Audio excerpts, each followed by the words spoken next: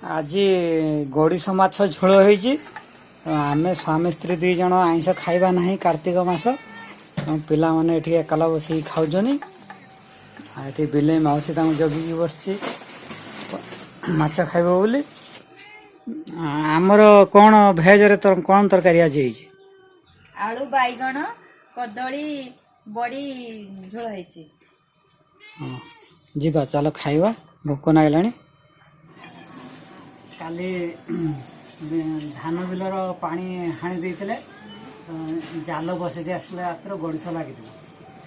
कार्तिक मास आम दीज खाइबानी आईष बापा माँ पिला माने आईष खाऊन ये बोईताल बड़ी बैगण आलू पपेया पड़ी तरकारी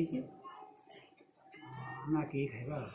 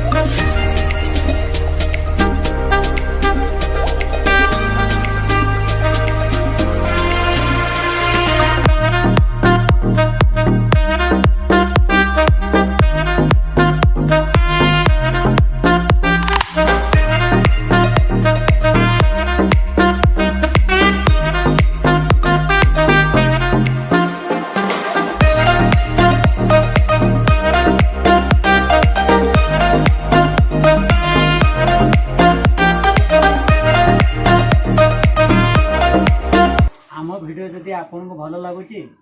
आम चैनल को सब्सक्राइब करूँ पाखर बेल आइकन को दबाई दिंतु।